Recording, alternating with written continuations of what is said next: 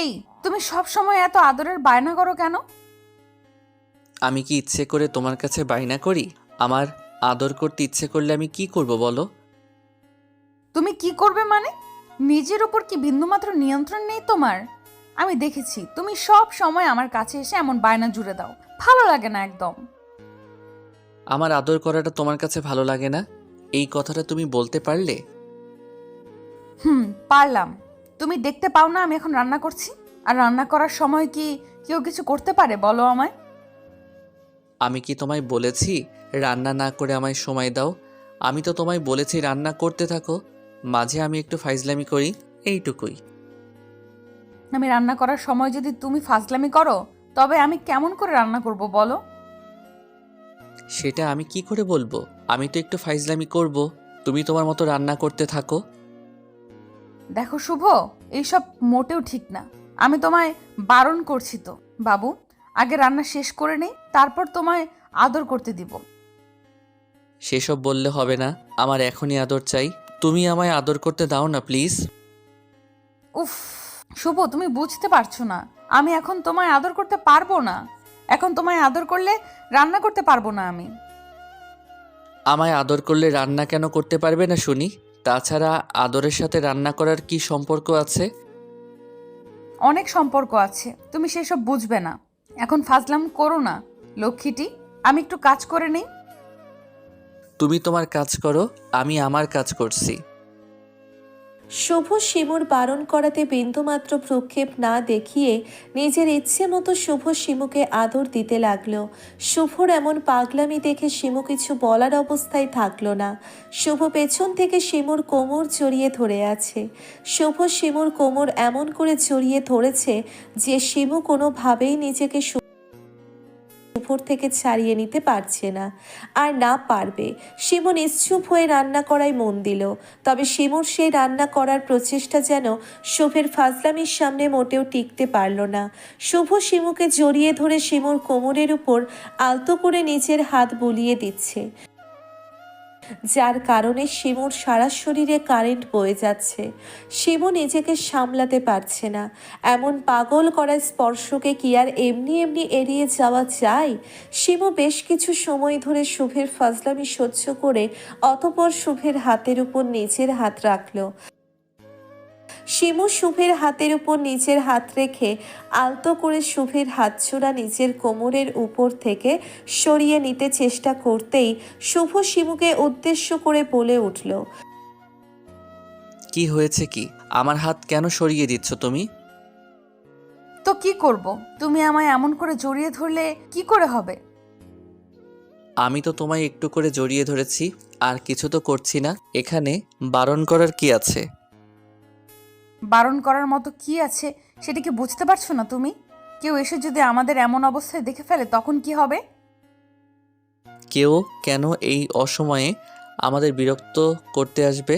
তাছাড়া তুমি কি আমার এমন জড়িয়ে ধরায় শান্তি অনুভব করছো না? শান্তি তো অনুভব করছি, তবে আমার কেন যেন ভীষণ ভয়ও করছে। তোমার স্বামী তো তোমার পাশেই আছে, নিজের স্বামীর কাছে আবার কিসের ভয় গো?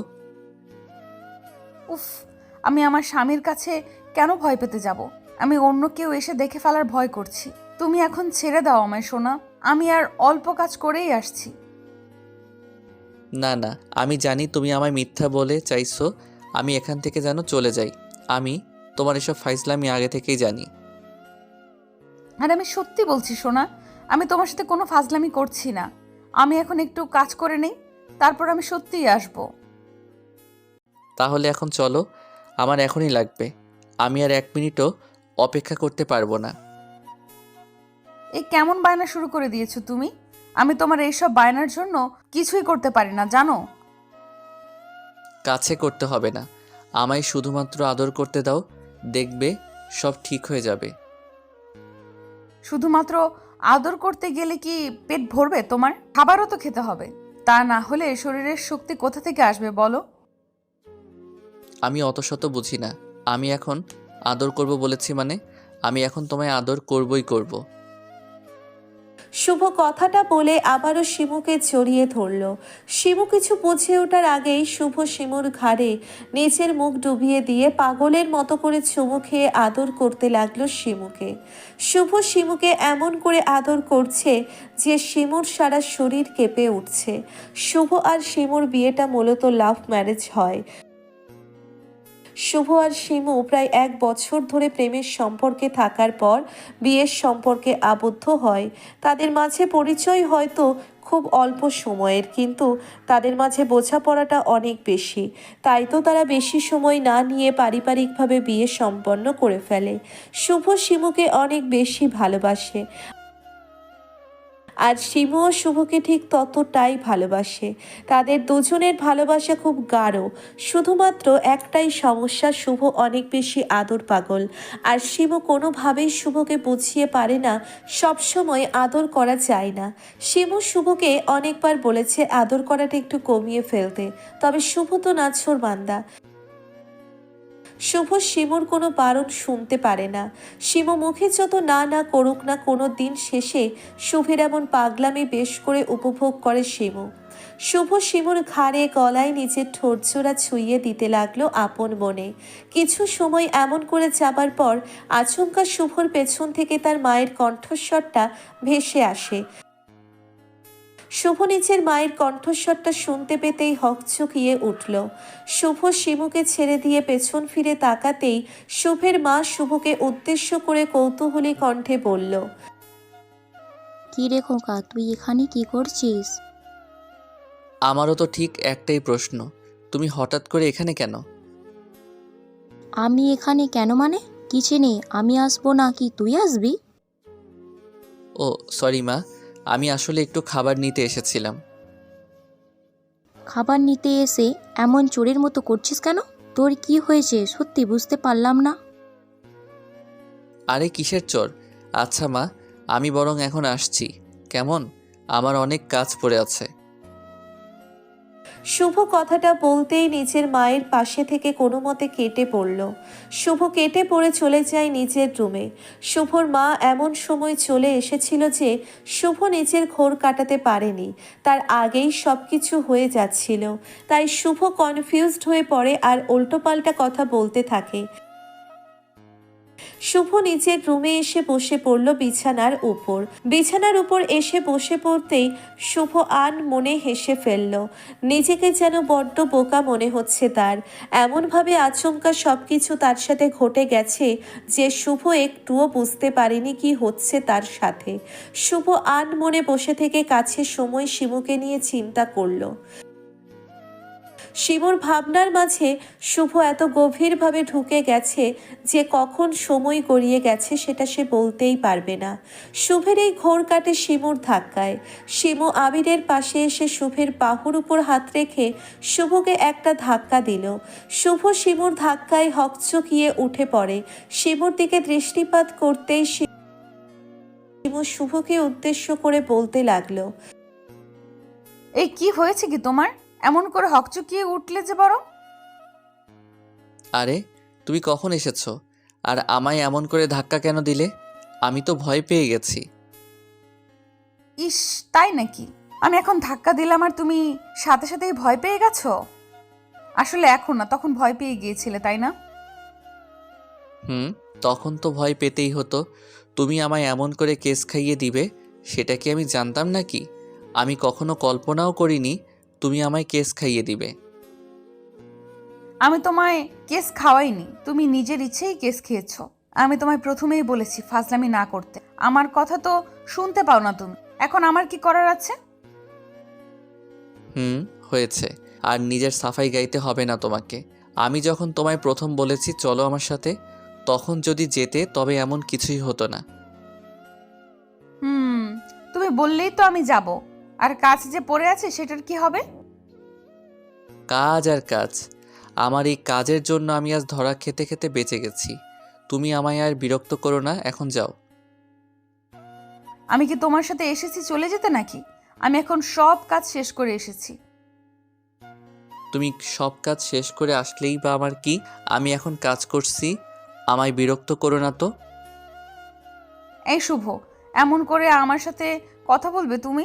আমার জন্য কি একটুও মায়া লাগছে না তোমার? তোমার জন্য মায়া লাগার কি আছে? আমি কি তোমার সাথে বাজে ব্যবহার করেছি নাকি? তুমি আমার সাথে বাজে ব্যবহার করার কোনো উপায় আছে নাকি? আমি তো তোমার সাথে একটু করে মজা করছি সোনা, এখন একটু হাসো না। না, আমি হাসতে পারবো না। আমার মুড খারাপ হয়ে আছে। আমায় আর কিছু বলো না। আচ্ছা, আবারও তুমি আমার সাথে এমনটা করবে, তাই তো? ঠিক আছে, আমিও দেখছি তোমার এমন কথাবার্তা কখন শেষ হবে। শিমু কথাটা বলতেই খানিকটা অভিমানী হয়ে গেল। শিমুর অভিমান করার যথেষ্ট কারণ আছে।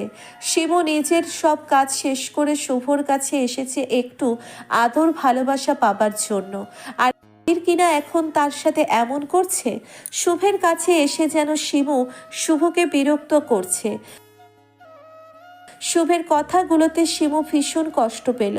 শিমু কোনো কথা না বলে সোজা চলে যায় দরজার কাছে।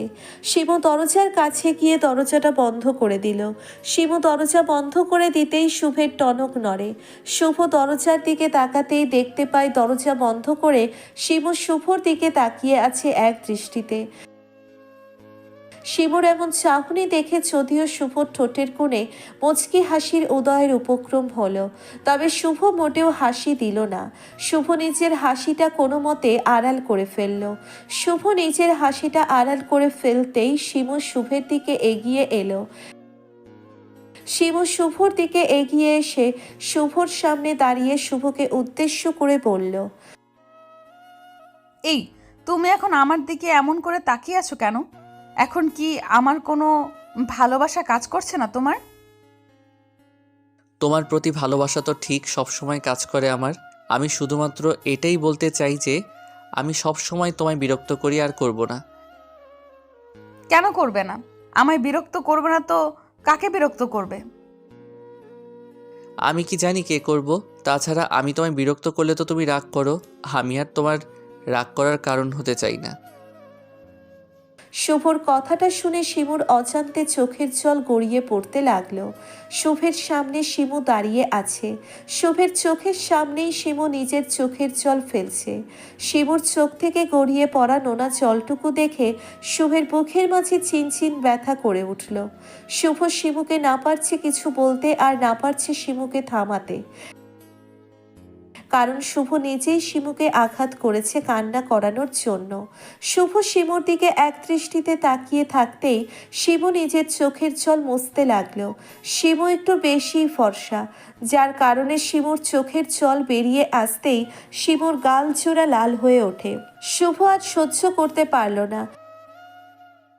শিমুর চোখের জল শুভের বুকের মাঝে পাথর সমান আঘাত করল। শুভ বিছানা থেকে উঠে শিমুর সামনে দাঁড়িয়ে শিমুর চোখের জল মুছে দিয়ে শুভ শিমুকে উদ্দেশ্য করে বলল, এই পাগলি, এমন করে কান্না করছো কেন? আমি কি তোমায় কান্না করতে বলেছি নাকি? আমি কান্না করলেই আপনার কি, আর না করলেই বা আপনার কি? আমি কান্না করব, হাসবো, সব কিছু আমার নিজের। আমার জন্য আপনাকে কিচ্ছু করতে হবে না। আহা পাগলির কথা শোনো। আমি এই মেয়েকে নিয়ে যে কোথায় যাব সত্যি জানি না আমি। কোথাও যেতে হবে না, আমি বুঝতে পারি সব। আসলে এখন আর তোমার আমার জন্য একটুও ভালোবাসা নেই, তাই তো আমাকে তোমার সব কিছু থেকে এখন বঞ্চিত করবে। একদম না। আমি তোমায় কখনো আমার ভালোবাসা থেকে বঞ্চিত করতে পারবো না। আর না, আমি তোমায় কখনো আমার ভালোবাসার চাদর থেকে দূরে সরিয়ে দিব। তাহলে তখন কেন আমায় নিজের থেকে দূরে সরিয়ে দিয়েছো? বলো আমায়। আরে পাগলি, আমি তো তোমার সঙ্গে অভিমান করে তখন কথাগুলো বলেছি। আসলে তো আমি তোমাকে ছাড়া চলতেই পারি না, সেটা কি তুমি জানো না? কচু, আমার উপর এমন অভিমান আর করতে পারবে না তুমি। আমার চোখের এই জলগুলো কি তোমার বুকে আঘাত করে না? বলো। পাগলি একটা, তোমার চোখের জলগুলো আমার কলিজাকে আঘাত করে। শোনা, কান্না করো না আর, আমার কাছে এসো তুমি। আমি তোমায় একটু ভালোবাসা দিয়ে নেই। শুভ কথাটা শেষ করতেই একটা হোঁচট টান দিয়ে শিমুকে নিজের বুকে টেনে দিল। শিমু শুভের বুকে আসতেই শুভ শিমুকে শক্ত করে নিজের বুকের সাথে জড়িয়ে নিল। ভালোবাসা সত্যি সুন্দর, প্রিয়জনের ছোট্ট ছোট্ট কাজে অনেক বেশি আঘাত লাগে বুকে।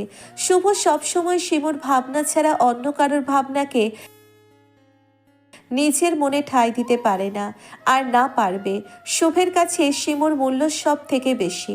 সত্যিকারের ভালোবাসা কখনো অভিমানের চাদরের পরে গিয়ে হারিয়ে যায় না। ভালোবাসা সব সময় এগিয়ে যায়। বেঁচে থাকুক ভালোবাসা। শুভ আর শিমুর জন্য দোয়া করবেন, তারা যেন সব সময় ভালোবাসায় থাকতে পারে।